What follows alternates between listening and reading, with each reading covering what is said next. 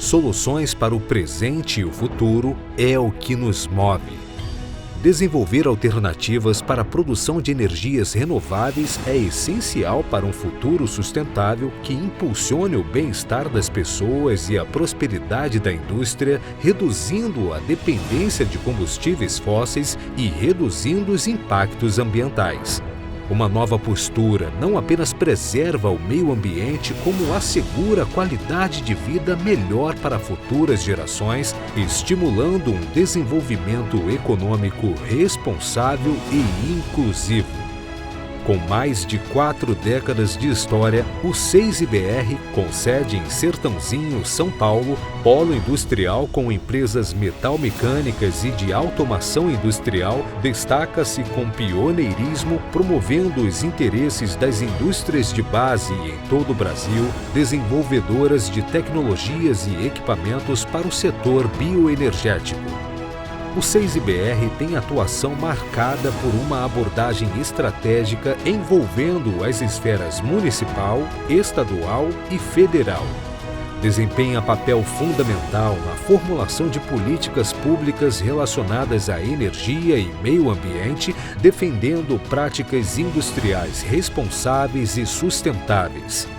Sua expertise técnica e sua capacidade de mobilização têm contribuído para moldar o debate em torno de questões cruciais como a diversificação da matriz energética, a redução das emissões de gases de efeito estufa e a promoção do desenvolvimento não apenas técnico, mas também na gestão de pessoas. É apoiador oficial da FenaSucro e Agrocana, a maior feira de bioenergia do mundo e conhecida por ser referência no lançamento de tecnologias e inovações para o setor. O evento reúne anualmente milhares de profissionais de usinas, indústrias de alimentos e bebidas, papel e celulose, transporte e logística, petróleo e gás e distribuidoras e comercializadoras de energia do Brasil e do mundo. 6IBR, incentivando novas alternativas para um futuro sustentável. Olá, está começando mais um episódio do podcast da CPL Bioenergia 6IBR. O nosso podcast já está no 4º episódio, você não pode perder os demais episódios. Então, antes de eu começar, eu já vou falar, já segue a gente, já compartilha o link, já segue a gente aqui no YouTube e você já sabe, né? @6IBR em todas as nossas redes sociais. Bom, este podcast é feito pelo 6IBR, Centro Nacional das Indústrias do Setor Sucroenergético e Biocombustíveis, com o apoio da SP Produz. E hoje nós vamos falar de um tema, olha, eu particularmente gosto muito, né? Inovações e novas tecnologias, o potencial das indústrias do setor de bioenergia e da qualificação de mão de obra. E comigo eu tenho 3 experts no assunto. Vou começar pelo lado de lá da mesa, Libânia, tá bom? Então, Rafael Henrique de Melo Cunha, diretor do Senai Sertãozinho. Rafa, muito obrigado por ter aceito o convite, obrigado por ter vindo. Boa tarde a todos, muito feliz de estar aqui compartilhando a mesa com vocês, esse programa mais do que especial, com grandes amigos aí, a gente poder falar num tema tão importante. Ao seu lado, Otávio Gamboni, professor da FATEC Sertãozinho, obrigado por ter aceito o convite. Obrigado, pessoal, boa tarde, um prazer estar aqui, espero contribuir aí com a discussão, com temas bastante relevantes aí para ajudar bastante no decorrer do programa. Bom, e ao meu lado, CEO da Novismar, vice-presidente do 6IBR, Libânio Carlos de Souza. Libânio, obrigado por ter aceito o convite. Eu é que agradeço, né? E é um prazer estar aqui com todos esses amigos para a gente falar desse tema importante.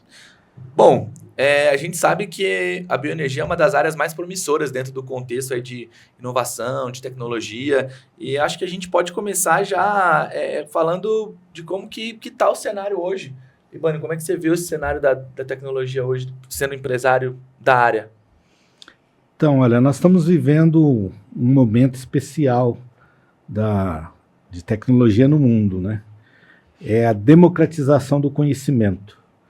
A gente está vendo o conhecimento via internet, né, fluindo rapidamente, mudando até mesmo as características, até mesmo de como que a gente ensina, né, professores? Então, essa é uma revolução, né? Na área da Nova Smar, a gente vê os conceitos da indústria 4.0. Eu acho que tudo virou 4.0, né? Tem até manicure 4.0, né? Então, isso na realidade, uma força de marketing para a inovação.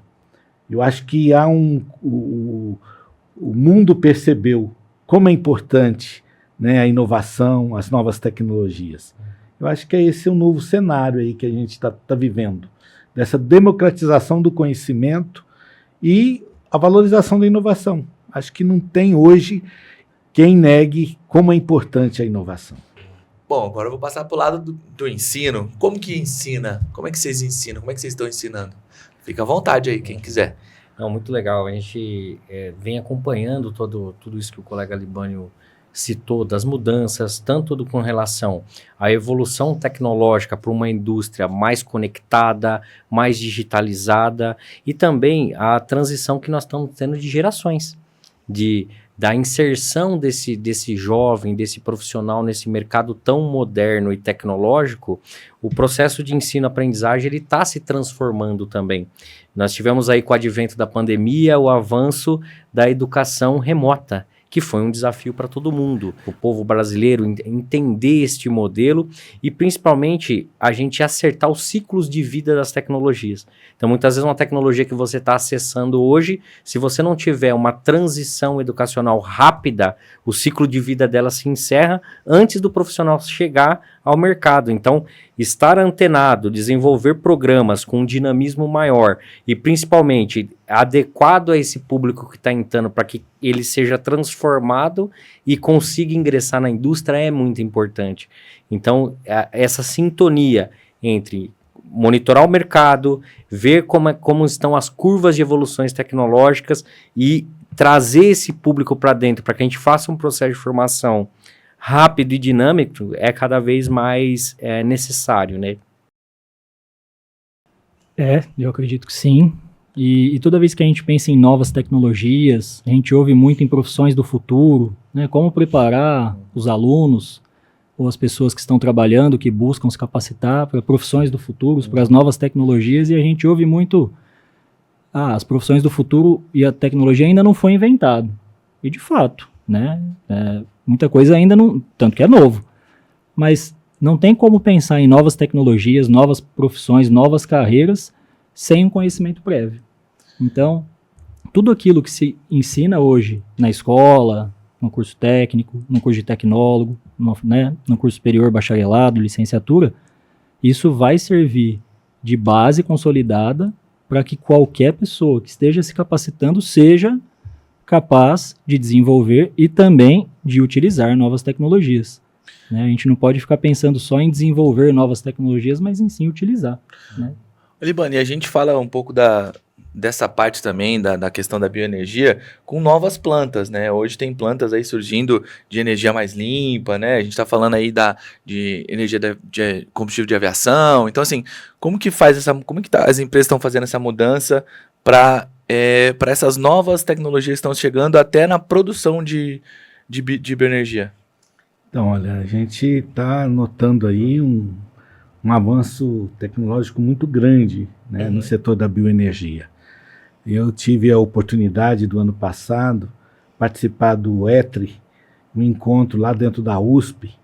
Foram mais de 140 trabalhos voltados para a transição energética. E deu orgulho do Brasil.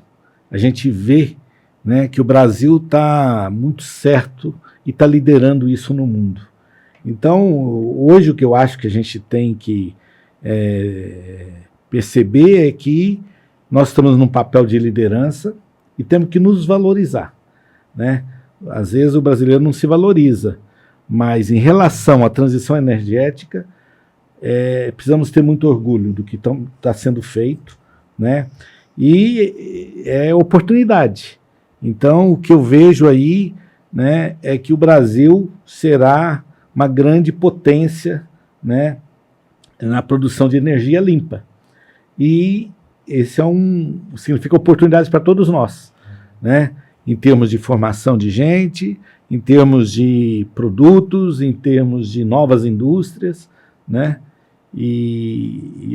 Eu acho que continuar forte, reconhecendo esse valor, né? Em especial aqui na nossa região. Eu acho que agora com o nosso CPL da Bioenergia, né? E estamos todos lá juntos, fazendo isso, pesquisando, né? E criando oportunidade para novas empresas aqui na região. Mas para o Brasil liderar, né, acho que como você estava falando, a gente vai precisar educar. E como que a gente faz, como que vocês estão fazendo lá para educar para essas novas energias? Muito bom, muito boa pergunta. A gente tem monitorado justamente através do CPL e através de ferramenta de inteligências de mercado como está essa curva de evolução, né?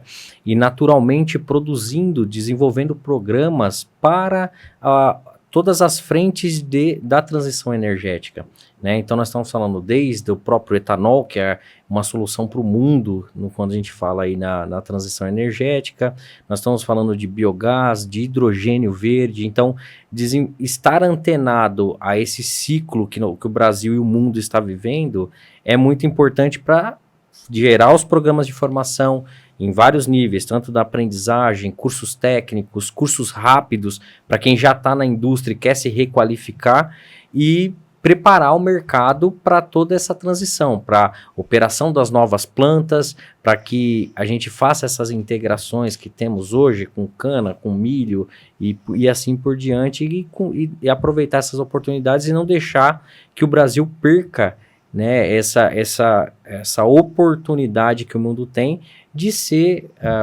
eficiente, de trazer uma indústria competitiva e fornecer para o mundo energia limpa, né?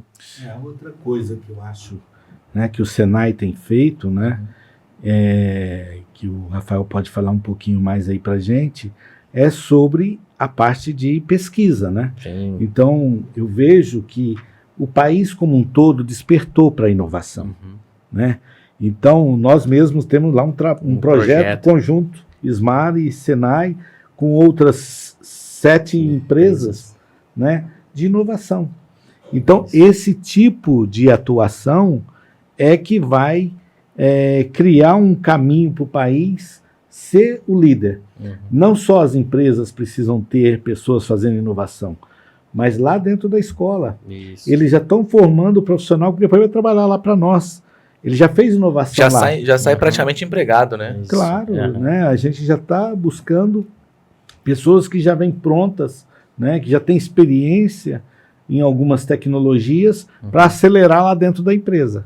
É isso mesmo, muito bem colocado. Temos desenvolvido aí um Instituto Senai de Inovação, onde é um grande ecossistema para desenvolvimento e inovação próximo à indústria. Então, buscamos acelerar o processo de desenvolvimento. Nós falamos hoje, o mundo da inovação fala em nível de maturidade tecnológica, né? Então, a ideia é que a gente utilize o ecossistema próximo, com parceria com as empresas, e alavanque a velocidade para que essa inovação chegue na indústria numa velocidade mais rápida, num momento onde a indústria possa aproveitar essa curva de evolução tecnológica. Então, temos essa estrutura aí montada e funcionando. E lá na FATEC vocês estão trabalhando já essas novas plantas também, Otávio? Bom, lá na FATEC a gente tem cursos voltados para a área da indústria, assim como cursos para a área da gestão. Né? E como o Libânio comentou, e o Rafael também, não basta somente termos a tecnologia, né? Temos que liderar, e liderar muitas vezes exige uma formação em gestão, uma formação acadêmica, e também o desenvolvimento de novas habilidades, não somente técnicas. Né? A gente chama de soft skills ou habilidades socioemocionais, proatividade, responsabilidade, trabalho em equipe, que isso independe da tecnologia e da área que você vai trabalhar. Né? Mas em termos de novas plantas, esses cursos que a gente tem lá na FATEC, curso de manutenção industrial, curso de mecânica com ênfase em soldagem, a gente veio conversando, né, Rafael? São cursos que são muito generalistas.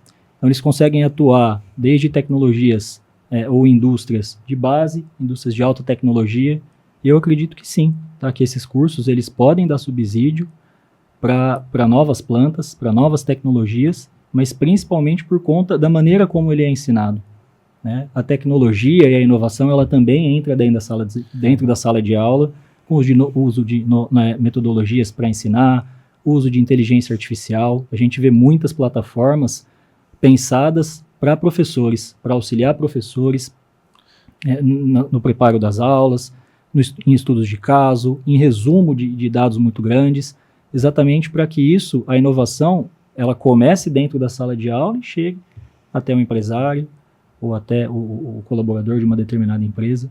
Então, eu acredito que a gente, para falar de inovação, a inovação ela tem que estar dentro da sala de aula também. Isso aí era um ponto que eu vou chegar lá, na inteligência artificial, mas lá atrás, se a gente for falar de inovação, a gente conseguia mapear o campo, veio o drone, talvez agora a gente consegue com a inteligência artificial um pouco mais. Tem muito a se explorar ainda, Libânio? Muito. Eu acho que na área da bioenergia e mesmo na parte de plantações, tem muito o que se fazer.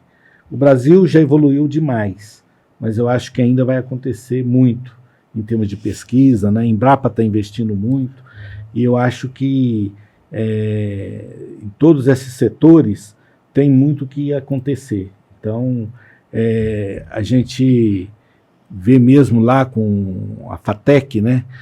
Na parte de inteligência artificial, desenvolvimento que vocês fizeram nessa área, né? Ajudando no setor produtivo, né? No setor agrícola, que depois vai fazer lá uma produção de cana melhor para a gente poder produzir mais açúcar, mais etanol, né? Você que está viajando, né? Você foi para alguns países aí, inclusive representar o 6IBR, né? O Brasil está muito na frente ou não? A gente está muito atrás? Como não, que tá? Estamos bem à frente. Bem à frente? Eu acho que o mundo lá fora está tendo muita dificuldade ainda de achar o caminho, né? Eu acho que o fato da gente ter feito a opção pelo etanol lá atrás, paga um preço. Ser pioneiro é difícil, você paga um preço. A gente sabe aí quantas vezes nós tivemos, né, dificuldades políticas até no país, mas é o preço do pioneirismo. Mas hoje nós estamos muito à frente, né? Então, eu acho que mesmo na parte de hidrogênio verde, né, a gente vê várias pesquisas lá fora, mas quando você compara com os resultados que a gente teve com o investimento, né, que foi feito aí com dinheiro da ANP, né, da Agência Nacional de Petróleo, em pesquisa e desenvolvimento, a gente deu um salto muito, muito grande. E isso aí vai espelhar em todos os setores, porque é o desenvolvimento da descarbonização das indústrias, né? São pesquisas nessa área que vai colocar com que as nossas indústrias sejam as mais limpas do mundo, né? E pegando um gancho nisso que o Libânio está falando, lembrar que o desenvolvimento não é simplesmente desenvolver um novo produto. Existe toda uma evolução tecnológica para, dentro da rota de descarbonização, tornar o processo mais eficiente, tornar aquela planta que está instalada mais otimizada, mais energeticamente viável, ou seja, ela vai produzir mais consumindo menos energia, num processo que já é conhecido pelo Brasil, né? Então, muitos dos processos, dos investimentos em inovação, vêm na implantação dessa otimização dentro da indústria, principalmente com o advento da 4.0. Nós temos uma indústria automatizada que tem grandes oportunidades de, quando digitalizada, ter processos melhor controlados, onde essa energia tem menores perdas dentro do seu fluxo produtivo. Então, investir neste processo de inovação também é um grande ganho, porque muitas vezes um colega que está assistindo vai falar, então o Brasil está criando simplesmente novos produtos sim, como SAF, como hidrogênio, que vão fazer composição de uma economia mais verde e sustentável, mas principalmente atualizar o nosso parque industrial para que ele seja um parque mais eficiente no seu processo produtivo. Só colocar uma coisa, Rafael, numa dessas apresentações internacionais, o tema foi Senai.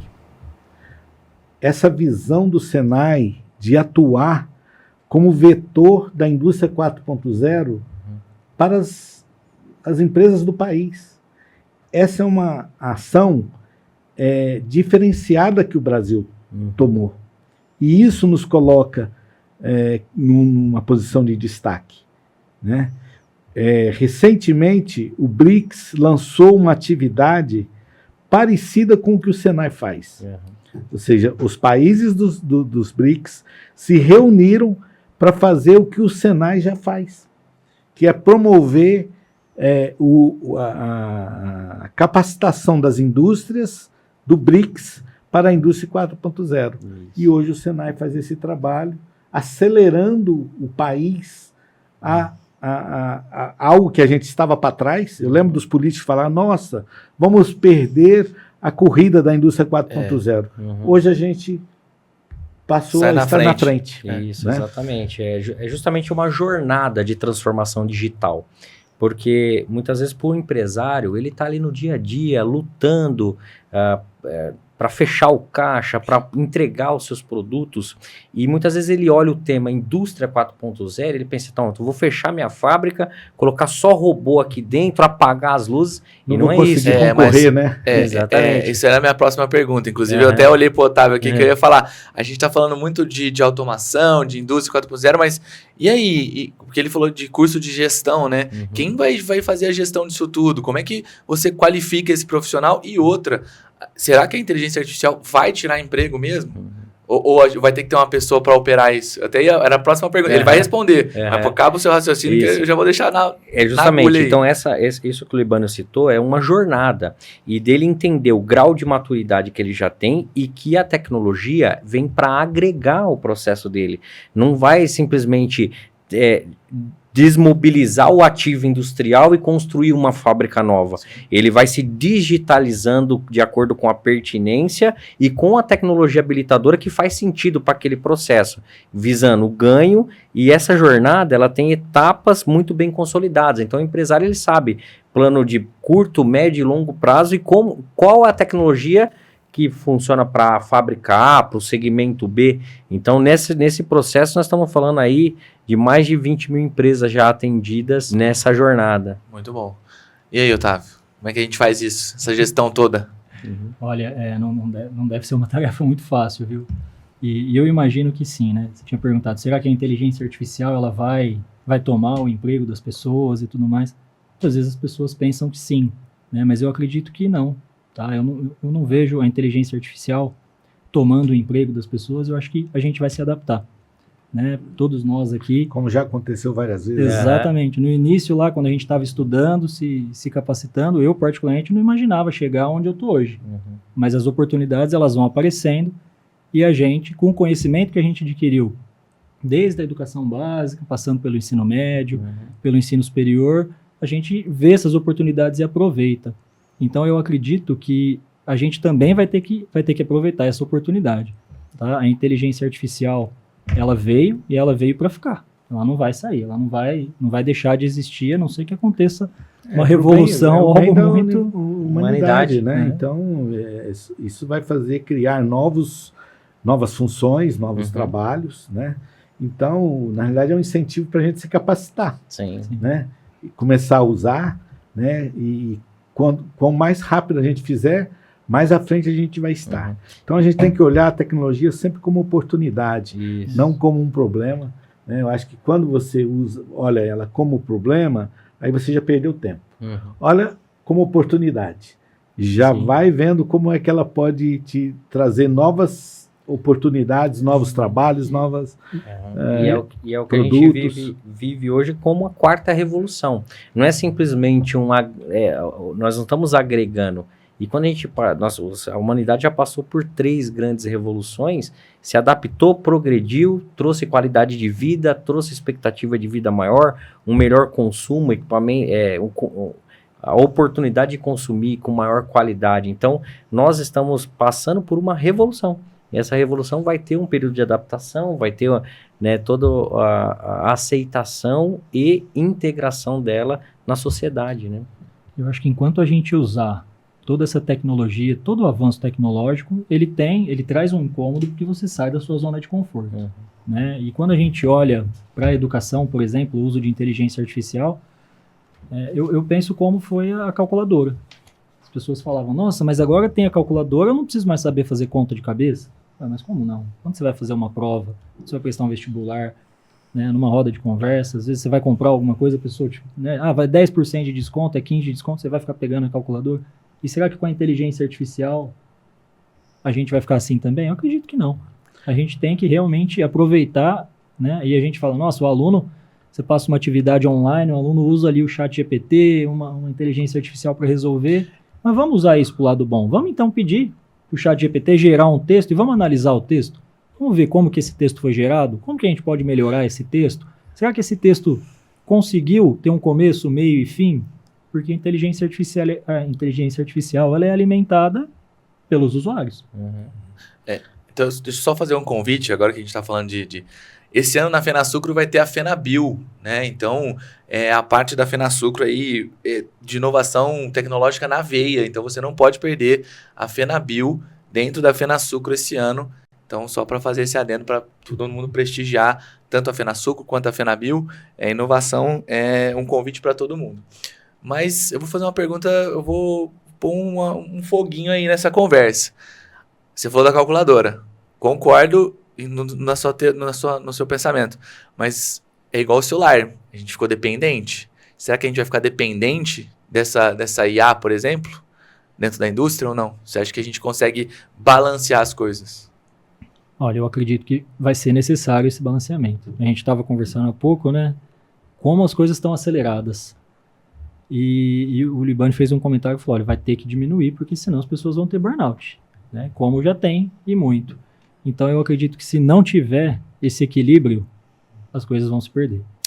Eu citei porque, assim, eu conheço pessoas que têm a carteira dentro do celular, o documento do carro dentro do celular, então, assim, acabou a bateria, ela não é ninguém. Será que a indústria não fica refém, Libânio? Com certeza. Eu acho que a gente vai ter que lidar e dar solução para isso.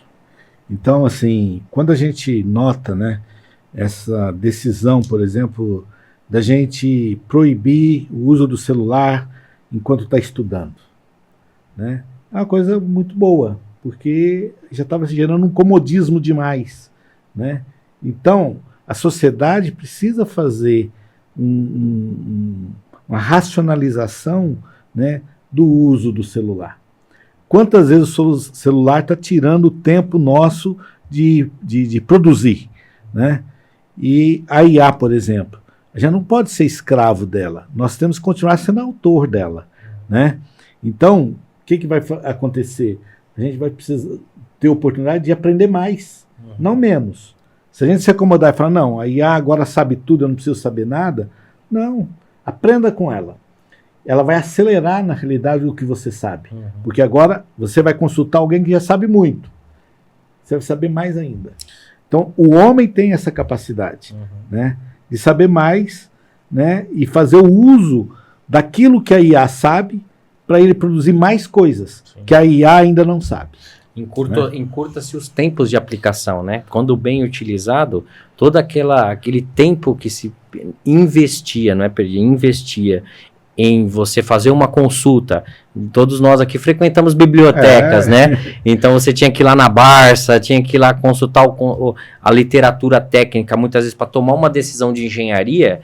Hoje, com a IA agregada, você vai encurtar esse tempo, mas não deixa de ter a decisão humana para a aplicação daquele conhecimento. E você produzir mais coisas ainda, porque você pega aquela consulta, agora você está acelerando esse processo de produzir mais coisas. Exatamente. Né? Porque aquela parte mais básica, está consolidada. Alguém te ajudou com ela.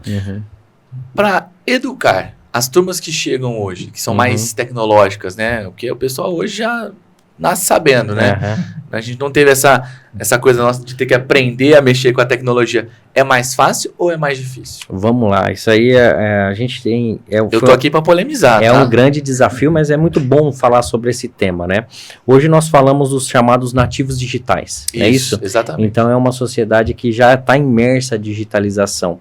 A gente acaba absorvendo lá jovens a partir de 14 anos e que temos uma visão exterior de que eles já vêm pronto com a ação digital. E na verdade não é isso. A gente tem percebido no dia a dia do processo de formação lacunas na própria utilização do jovem. Eles são nativos de celular.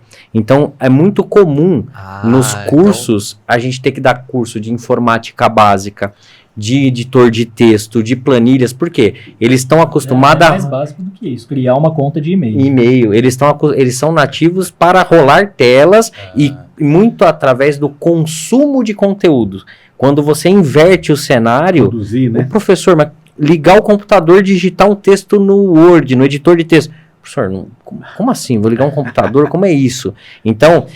Como é que é formatar um texto? Exatamente. Né? Então, a inclusão do que nós chamamos de geração nativo digital para a produtividade digital precisa do processo educacional. E eu até tinha uma pergunta aqui para vocês, professores. Eu ia falar assim, quais são as demandas nesse, por exemplo, engenheiros de automação, técnicos de TI para o campo?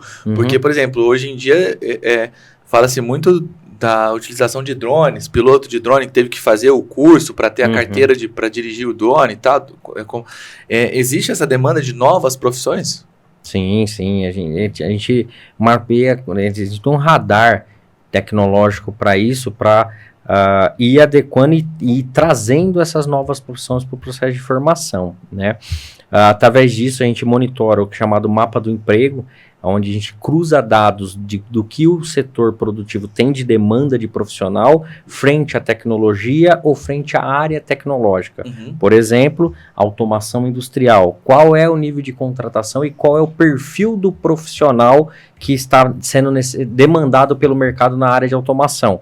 Então, esse é feito um estudo constante no que nós chamamos hoje de fábrica de cursos, onde você cruza esses dados para falar assim, olha, tem uma tecnologia de potencial X e eu tenho uma demanda nascendo de profissional Y. Isso com conversa, com mineração de dados da indústria. A partir disso, cria-se os programas e começa a lançar esses profissionais no mercado. Aqui a gente tem a diferença da visão do setor privado para o setor público, né? Para a gente pensar em novos cursos dentro do Centro Paula Souza, né, que é uma instituição gigantesca, já não é tão simples. Né? Mas a gente vê, claro que dentro do Centro Paula Souza existem pessoas que vão pensando em novas profissões, então existem sim cursos novos, então algumas FATECs estão implementando cursos de tecnologia, né? Então o aluno ele vai se formar em tecnólogo em inteligência artificial, dentro da área de informática, dentro do setor produtivo, mas não é tão simples assim. A gente tem uma demanda, por exemplo, né, de um setor, falou, olha, aqui a gente pode fazer um curso assim. Então é um pouco mais trabalhoso, mas é importante. Tá? Mas na minha visão, quando a gente fala de novas profissões, acima de tudo a gente tem que ter uma base muito consolidada. Né? Eu não consigo imaginar nenhuma carreira, posso estar equivocado, mas eu não imagino nenhuma carreira que não vá precisar de conhecimentos básicos em programação, em outros idiomas, no idioma inglês, espanhol, português, em conhecimentos em matemática. Se você vai para a área da indústria, é impossível você não pensar em materiais. Então, a partir do momento que a gente tem uma base muito bem consolidada, você começa a pensar no que vem por aí. Porque se a gente pensa simplesmente em novas profissões, como, né, muita gente fala, eu não vou estudar agora, essa profissão não vai existir, mas quem garante que não vai existir? E se você hoje, se já está difícil você se colocar no mercado de trabalho sem uma capacitação, com certeza, com uma profissão nova, se você tem uma base bem consolidada, você consegue se adaptar. E para as empresas, Libânio, como é que é para identificar essa lacuna? Eu acho que agora eu preciso de um profissional mais tecnológico para essa área, ou achar um novo cargo. Como que é para parte do empresário?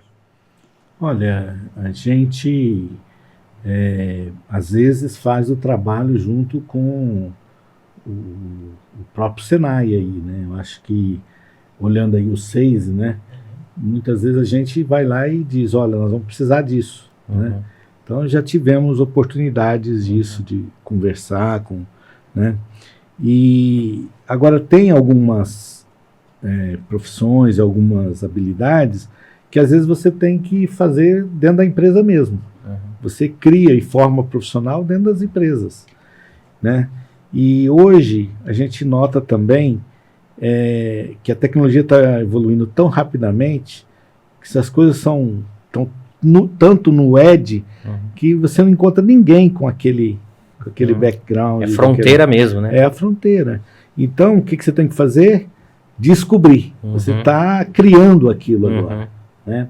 Então, eu acho que vai ser um novo desafio, pela rapidez com que a tecnologia está indo, que você precisa também ter essa preocupação de você criar o profissional, também dentro da própria empresa. E se a gente for olhar, vamos pôr aqui mais 5 anos, vai. Como é que vocês enxergam tudo isso? Essa tecnologia chegando, principalmente agora, nossa, muita coisa acontecendo, IA, né, que a gente falou, enfim, agora quando a gente falava de tecnologia há 10 anos atrás, para você chegar a 10 anos na frente demorava. Hoje em dia, em segundos, a tecnologia já mudou, o processo já mudou. Então, se a gente for falar daqui 5 anos, como é que vocês enxergam isso? Como é que vai estar o cenário? Olha, a gente sabe que está muito acelerado e que muita coisa vai acontecer. Então, pode ser que no próximo ano a gente tenha uma revolução na parte dos chips, né? Tem muita conectividade. Então, assim, temos que estar preparados, né? Na área de software também, né? A gente está vendo aí que a gente observou, principalmente quem trabalha com desenvolvimento. Você agora pode chegar para uma IA e pedir para ela fazer, né, uma nova ferramenta. Então, as empresas aí, Google, Amazon, estão demitindo um mundo de programadores porque a IA está fazendo isso, né? Então, mas surgindo esses aplicativos agora, a gente vai ter, né, o desafio de ver que aplicações novas vão surgir, né? Então, está bem acelerado. Então, é difícil a gente prever. O mais fácil é você acelerar também o processo de aprendizado. E para a área da educação? Justamente entender, porque são alguns vetores, né? Você tem o desenvolvimento, por exemplo, na área de processamento, a IA está sendo demandada cada vez mais e o volume de processamento que o mundo necessita para dar as respostas que a turma está pedindo aí nos chats da vida é cada vez maior. Então você tem a evolução aí da questão de processamento quântico para avançar no volume de dados processados. Temos os desafios agora com os data centers para acondicionar esses dados e assim por diante. E outra vertente, nós temos também a mudança do modelo do consumo.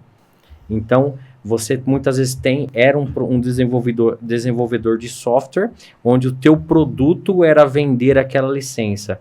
Hoje você passa a fornecer o software como um serviço. Então, alterou-se a forma de consumir esse produto e o índice de crescimento no consumo do serviço é muito grande. Então, você muda a rota de modelo mental para esse desenvolvimento e, naturalmente, você vai demandar de pessoas capacitadas para esse novo modelo. E aí, Otávio, o que você acha da fala do Rafa? Eu acho que é isso mesmo que ele comentou. E quando a gente pensa, né, você perguntou então das tendências daqui 5 anos, como que eu vejo isso dentro da educação? Se a gente voltar 5 anos atrás, numa época dessa a gente estava na pandemia. Então o ensino ele funcionava de modo remoto. Estava todo mundo dentro das plataformas digitais e de lá para cá isso se manteve até há pouco tempo atrás, né, a quantidade de cursos EAD foi aumentando e agora os cursos EAD eles não são mais 100% EAD. Tá? Então a gente vê, talvez, o uso de tecnologias dando um passinho para trás, falar, opa, peraí, né? Talvez a gente não consiga ir tão a fundo. Então, os cursos EAD passando por um processo de reformulação, como o Libânio falou, a proibição do celular na sala de aula, muito por conta da geração, né? Do perfil do aluno, que hoje tem muita dificuldade de se concentrar. Então, é muito fácil dispersar, olhar no celular, e eu vejo a tendência, talvez 5 anos seja muito tempo para a gente pensar, mas é inevitável a gente pensar que a inovação ela vai chegar na sala de aula, e hoje o professor ele não pode mais se colocar no papel de detentor do conhecimento. Ele não é mais a única pessoa que detém o conhecimento, ele vai ficar lá passando para o aluno, né? Eu acredito ainda, eu sou professor de matemática, eu acredito que algumas coisas ainda tem que ser, não, isso aqui você realmente vai ter que sentar e estudar, não tem para onde correr. Mas, de alguma maneira, a gente tem que envolver o aluno para que ele seja o protagonista e não mais o professor. E eu acredito que isso vai durar por mais 5 anos. Até porque, como a gente fala, na matemática tem a máxima, né? Mas em outros assuntos, o aluno abre o Google lá e fala, professor, já mudou isso aqui, hein? Não sei mudou se eu concordo 2020, aí com 2022. Isso, O docente ele passa a ser um mediador do processo Exato, de ensino. exatamente. Libânio, e assim, voltando a falar de bioenergias, a gente tem a SAF, bunker marítimo, biogás, biometano, hidrogênio verde, diesel verde, mas o que está mais próximo aí, tecnologicamente falando, da gente de acontecer primeiro, da gente ter essa tecnologia voltada para isso? Está acontecendo tudo. Ao mesmo tempo? Tudo já está acontecendo, cada um em diferentes escalas, né? Alguns países já estão usando o hidrogênio verde em algumas plantas maiores, né? A gente vê projetos aí do utilização do biometano, né? Então, eu acho que tudo isso está acontecendo em cada setor, né, no seu tempo aí e na sua escala. Né? Nessas últimas rodagens suas para fora, o que você mais absorveu nessa questão de tanto? Eu sei que você levou muito conhecimento, mas o que você mais absorveu trazendo para cá? Então, olha, eu achei muito interessante no evento que eu tive lá em Oman, que foi uma feira onde a gente tinha um lado com as empresas de petróleo e gás, né? E do outro uma feira de sustentabilidade. E isso, para mim, mostra que a gente precisa andar juntos. A feira era uma amostra disso. E aí, visitando os estandes, né, das grandes petroleiras, eu pude ver lá, né, eles mostrando com orgulho, né, suas primeiras plantas utilizando o hidrogênio verde ou produzindo, né, novos plantas aí de descarbonização, né? Então, eu acho que é importante a gente ver que tem que andar juntos, né? Pensar na sustentabilidade, porque a gente precisa ter planeta para viver, né? E fazer os avanços, tudo isso juntos, né? E como que vocês veem tudo isso acontecendo, como ele falou, tudo isso acontecendo ao mesmo tempo, como é que vocês lidam com isso na parte educacional? Porque é tudo muito junto, tem que correr. Exatamente, não dá, a onda tecnológica não dá tempo de separar para esperar acontecer. Ir desenvolvendo justamente na mesma velocidade, na mesma sinergia, né? Se você tem lá o hall de tendências de tecnologia portadoras de futuro, não adianta você esperar. Então, a gente inicia toda a parte de formação básica como um desvendando, né? Desvendando a indústria 4.0, desvendando a descarbonização e ter mapeado quais são essas tendências faz com que você ganhe agilidade no processo de criação e avançando no nível de formação. Pode ir, Otávio. Não, e acho que uma maneira da gente aprender é compartilhar. Então, esse podcast, essa produção é um modelo. E é assim que a gente faz na faculdade também. Né? Então, a gente traz pessoas que têm esse conhecimento para compartilhar, para ajudar a gente no desenvolvimento, em como educar melhor, como treinar melhor, como capacitar melhor, quais são as tendências. Então, por meio de eventos, palestras, lives, que a gente vai trazendo o pessoal para tentar chegar perto do que está acontecendo. Né? A gente não tem a oportunidade de participar do evento, por exemplo, mas o Libânio é convidado para participar dos eventos, compartilhar. Então, eu acho que aquilo que é bom a gente tem que compartilhar e trazer pessoas para dividir com a gente aí o conhecimento que tem, né? Bom, E esse é um papel que eu acho, né, que o CPL tem, de botar a gente juntos, né, para fazer essa troca. Né? Era isso que eu ia falar, inclusive. Eu ia pedir para você dar uma dica para as empresas, né, que fazem parte da CPL Bioenergia, inclusive vocês todos, né, para estarem em dia com as novas tecnologias, né, para vocês exatamente compartilharem alguma dica, falar, ó, vocês têm que produzir ou ensinar ou atualizar.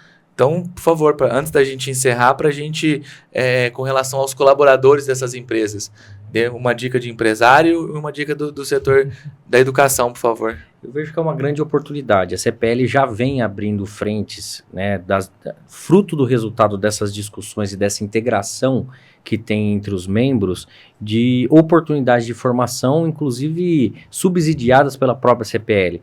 Então, o convite que tem para as empresas é que usufruam disso, que bebam dessa fonte de água tecnológica, para que pense nos seus negócios de uma maneira estratégica e agregada aos processos, né?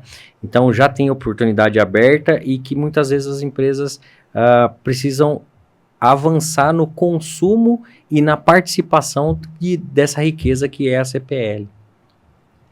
Bom, se eu pudesse dar uma dica, incentivem os colaboradores a se capacitarem cada vez mais. Né? O conhecimento, ele nunca é desperdiçado. Tá? Então, se o conhecimento está no Senai, na FATEC, na universidade, seja lá onde ele for, é importante que os colaboradores sejam capacitados e busquem essa inovação, porque é na educação que a gente vai conseguir melhorar, é na capacitação que a gente vai criar base para as novas tecnologias. Então, eu acho sim que uma coisa que eu colocaria, né, para os membros do SEIS e da CPL e demais empresas que ainda não são, é que a gente precisa estar atento com essas evoluções que estão acontecendo e que unidos a gente fica forte. E que o CPL vai ser fonte de muita informação. E que venha participar, que participe dos eventos, fortaleça a si próprio, porque quando ele vem participar, faz com que os eventos fiquem mais fortes, que traga mais conteúdo e a gente vai poder trocar isso uns com os outros, né? E o resultado é a cadeia produtiva ficar mais forte e trazer mais negócios para todo mundo.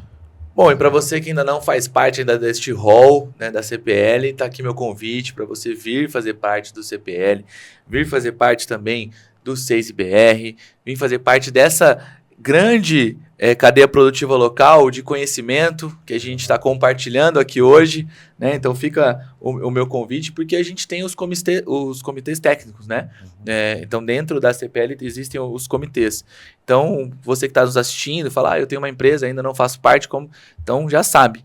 Lá nas nossas redes sociais, @SEIS-BR, você vai lá, pergunta, entra em contato, tem o site do SEIS-BR, porque cada vez que chega uma empresa nova ou uma instituição nova, a gente só tem a agregar e a ganhar. Acho que, né, eu vou usar a palavra aqui do Otávio, conhecimento nunca é demais, né? Então, que você vem para agregar aí na nossa CPL, para você que está nos assistindo e não faça parte. Bom, Libânio, umas considerações finais? Tem alguma?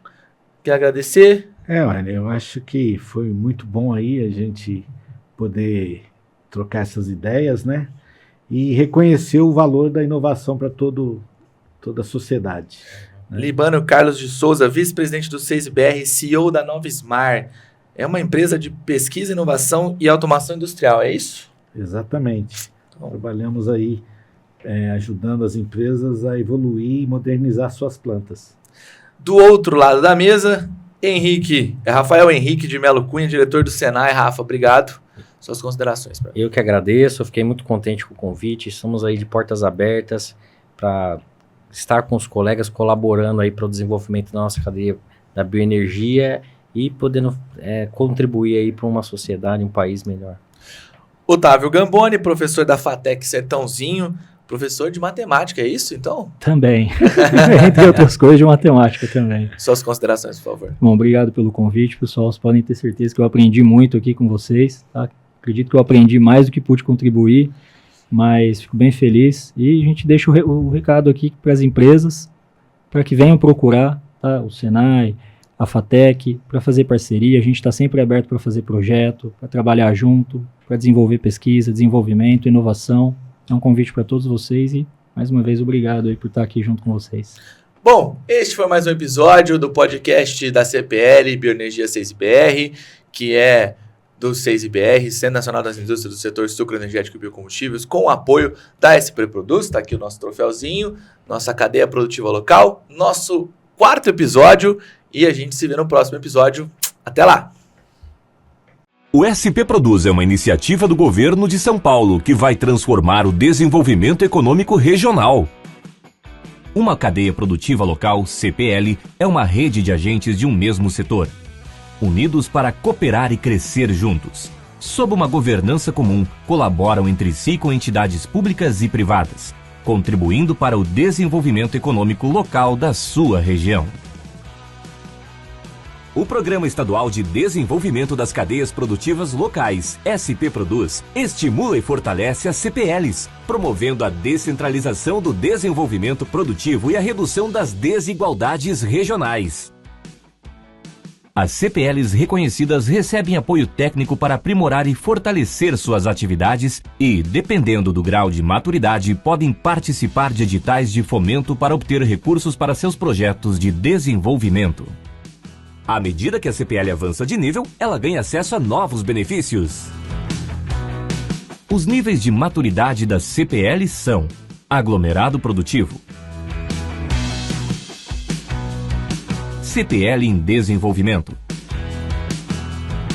CPL consolidada e CPL madura. Formar uma CPL traz inúmeros benefícios: acesso a novos mercados, redução de custos, aumento da eficiência operacional e oportunidades de inovação. Pertencer a uma comunidade empresarial forte contribui para o crescimento dos negócios e da economia regional. A participação no SP Produz é simples e acessível. Basta seguir as etapas do edital de reconhecimento, que ocorrem de forma totalmente virtual por meio da plataforma SP Produz. Faça parte do programa. Vamos juntos fortalecer nossas cadeias produtivas e construir um futuro mais próspero para todos. Saiba mais em www.spproduz.sp.gov.br.